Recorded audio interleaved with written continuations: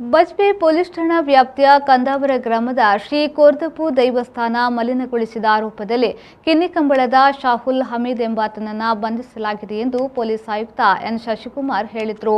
March 20ರಂದು ಈ ದೇವಸ್ಥಾನವನ್ನು ಮಲಿನಗೊಳಿಸಲಾಗಿತ್ತು. ಈ ಬಗ್ಗೆ ಸಿಸಿ ಕ್ಯಾಮೆರಾ ದೃಶ್ಯಗಳ ಆಧಾರದ ಮೇಲೆ ದೂರು ದಾಖಲಿಸಿ ಕೇವಲ 1 ಗಂಟೆಯೊಳಗಡೆ ಆರೋಪಿಯನ್ನು ಬಂಧಿಸಲಾಗಿದೆ ಎಂದು ಹೇಳಿದರು.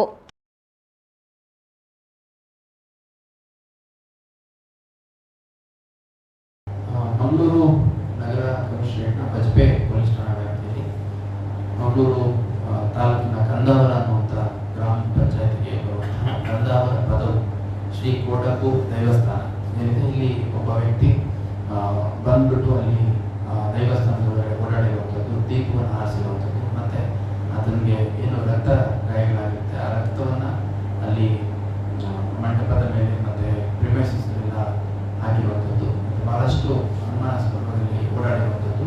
ನಮಗೆ CCTVಯಲ್ಲಿ ಫುಟೇಜ್ ಸಿಕ್ಕಿದ ಮೇಲೆ ಆ ವ್ಯಕ್ತಿಯನ್ನು ಅರೆಸ್ಟ್ ಮಾಡಿದ್ದೀವಿ. ಒಂದು ಪ್ರಕರಣ ಕೂಡ ದಾಖಲಿಸಿಕೊಂಡಿದ್ದೀವಿ. ಆ ವ್ಯಕ್ತಿ ಸಾಹುಲ್ ಅಂತ ಕಂದಾವರ ಗ್ರಾಮ ಕಿನ್ನಿ ಕೊಂಬ ಅಲ್ಲಿಗೆ ಸೇರಿದಂತನಾಗಿದ್ದಾನೆ. ಅವನಿಗೆ ವಿಚಾರಣೆ ಒಳಪಡಿಸಿ CCTV ಫುಟೇಜಸ್ ಅದರ ಆಧಾರದ ಮೇಲೆ ಆ ಪ್ರಕರಣ ದಾಖಲಿಸಿಕೊಂಡು ಅವನ್ನ ನ್ಯಾಯಾಲಯದ ಮುಂದೆ ಹಾಜರು ಮಾಡಿದ್ವಿ. ನ್ಯಾಯಾಲಯ ಅವನಿಗೆ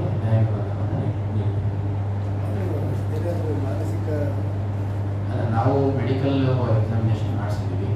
ಮೆಡಿಕಲ್ ಎಕ್ಸಾಮಿನೇಷನ್ ಮಾಡ್ತಿದ್ದ ಸಂದರ್ಭದಲ್ಲಿ ಆ ಥರದ್ದೇನು ಮಾನಸಿಕ ಇದ್ದಾನೆ ಅಥವಾ ಮಾನಸಿಕ ಅಸ್ವಸ್ಥ ಇದ್ದಾನೆ ಅನ್ನೋದು ಅದು ಎಕ್ಸಾಕ್ಟ್ಲಿ ಕಾಣ್ತದೆ.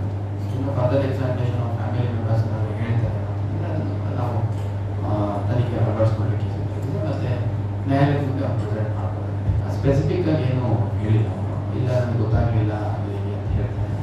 ಯಾವ ಉದ್ದೇಶಕ್ಕೆ ಮಾಡಿದ್ದಾರೆ ಅನ್ನೋಂಥದ್ದು ನಾವು ಎಸ್ಟಾಬ್ಲಿಷ್ ಮಾಡ್ತೀವಿ. ಮತ್ತು ಅವನ ಕಡೆ ಬೇರೆ ಯಾರಾದರೂ ಇದರಿಂದ ಇದನ್ನು ಏನು ಮಾಡಿಸಿದಾರ, ಅವನಿಗೆ ಯಾಕೆ ಈ ಥರ